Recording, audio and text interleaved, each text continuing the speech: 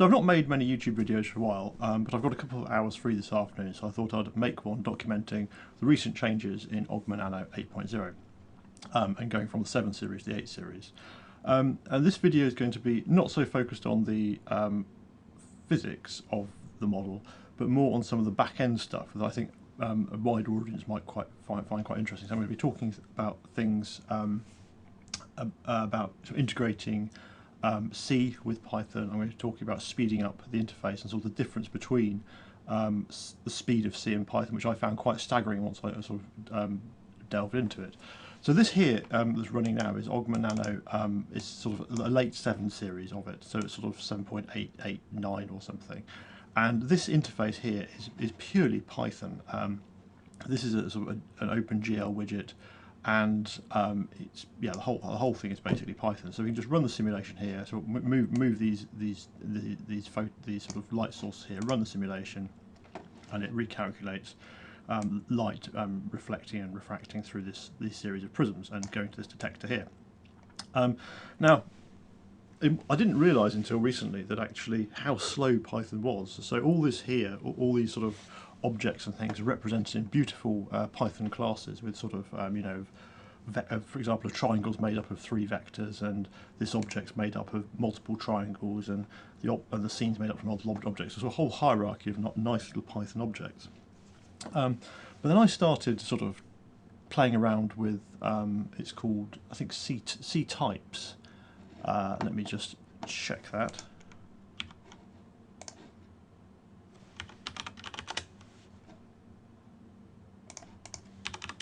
Yeah, so I just checked that. It's called ctypes for Python, and what it does, it enables you to embed effectively C code in Python, sort of mix C and Python, and it's quite powerful. So I started doing that, and I realised that as soon as effectively I had a for loop in Python, the speed was probably about 5 to 10 times slower than it would be equivalent done in C.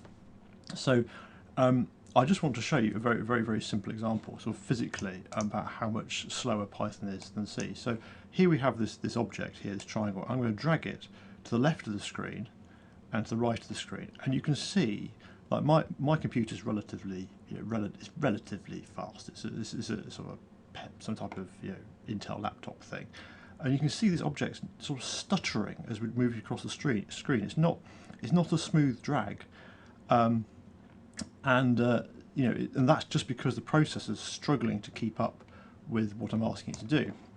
Now, if you move from that to the 8 series, so this is the 8 series, and it looks basically identical, and we do the same sort of game. I'll just turn it around. We do the same sort of game in this. I'm going to drag this triangle across the screen. You can see it moves incredibly smoothly, and that's because effectively I've rewritten all the processing loops in C, and it's just incredibly fast. And really, it's like having a brand new computer. It's absolutely astonishing. So let's just make the simulation a bit more complicated. So instead of having here, we've got, I don't know, about 10 light sources here. Let's change this and have, say, 20. So let's have 10 by 20. So we've got 200 light sources there. Let's rerun this, run the simulation.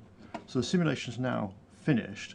But now the Python backend, that pause, we'll rush on again, that pause is Python loading the rays in as a data file. And you can see that there's certainly a bit of lag. So if we sort of make this even worse, the situation even worse, and have more light sources, so let's have 20 by 20. There we go, rerun that. It takes quite a long time. It's basically just reading in those rays it's just traced. There you go. It's just all a bit laggy really, and if I try and move this triangle now, it's probably going to be even slower in moving. So now, moving on to the 8 series, move that out of the way, move the 8 series in there. Let's try and increase the number of rays we've got here. So I think we had 20 by 20, let's have 20 by 20 again, and let's just run that. Instantly read in, much quicker. So it's almost instantaneous. And the dragging still much faster. So other things you can see in this scene that are going on, if you compare these windows side by side, so let's try and compare them side by side.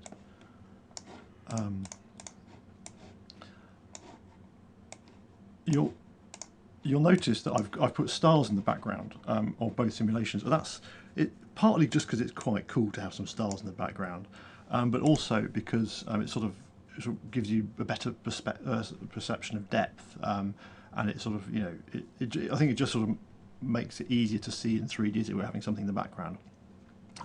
So these stars here on the right, they're randomly generated, and there's probably about 1,000 of them. I can't quite remember how many. You know, 1,000 to 2,000, something like that. Some small number of thousands of stars, and you can just see Mars there. Now this on the left, you'll see it's much more complicated star field, and this star field is actually the actual stars you can see from Earth, and their brightness isn't quite right, but it's in fact that's actually, I think there's something like 100,000 stars there, so you can see effectively the same speed of for the same speed of interface you can do about 10 times the compute, which is quite staggering. What else would I want to say about this? Yeah, so the other thing, so the main lesson I learned was effectively if you sort of do loops over anything in Python, you're asking for trouble. So just write it in C and use C types. That's sort of one of the main lessons. The other thing which sort of shows up the benefit of this is that if you look on this sort of 7 series, you can see I've got no labels on any of the no sizes or labels on any of the objects. There's a little bit of text here on the X, Y, Z axis, but apart from that, there's no text anywhere. Now, if you look on the 8 series, you can see everything's got a label, and when I drag, for example, this triangle, you can see it changes in millimeters of its position X, Y, Z, which is quite cool. And also, this is quite cool, you can resize it. So dragging on the red dots, you can resize it like this, and all the dimensions change with this. And the tricky thing about this text, you might think, oh, well, okay, it's text, that's easy. But in OpenGL and in 3D, all these bits of text, these are actually images. So you've actually got to render the text using like proper font libraries to a bitmap, and then project the bitmap onto a 2D surface. So all these bits of text are 2D surfaces. And you've got to keep track of all the text you've generated, because it takes, and effectively build a library of text images, because it takes time to generate them. So you sort of need to somehow keep track of them. And this is happening effectively seamlessly in C, and it looks like it's easy peasy, but you just wouldn't be able to do that in Python and sort of keep track of all those text labels and parse the library efficiently at speed. And it sort of enables you to have much better effects than just pure Python would. And also, I'll just show this off a bit. There's these various sort of rotate buttons that I can now put in. So I've just shown you the resize buttons, but you can sort of rotate the triangle one way, or rotate it the other, or free rotating.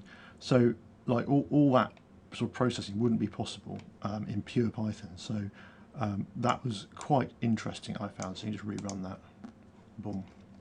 So final things I think that are worth mentioning is that when it comes to distributing software, because obviously this is put on the web and distributed, I noticed that I was using libraries in the GUI like PSUtils and Win32 and stuff like that, and I was only using about one or two or three functions from those libraries. For example, where is it? Here. This is a graph of CPU. So maybe if I try and run a simulation and hammer the CPU, you'll see a little red spike there. This is just a CPU graph. It's not very interesting. But I was using PSUtils to display the CPU usage. But why not just write that in sort of Win32 function calls? And then you can dispose of all these Python libraries that take up space in your distribution of the software. Like PSUtils were about 1 megabyte, Win32 was a couple of megabytes. So that's all makes the thing a bit slicker. So I think that's it really. Yeah. So I hope you enjoyed that little video. It was a bit different from the usual physics videos I do, but I thought you might find that useful and interesting.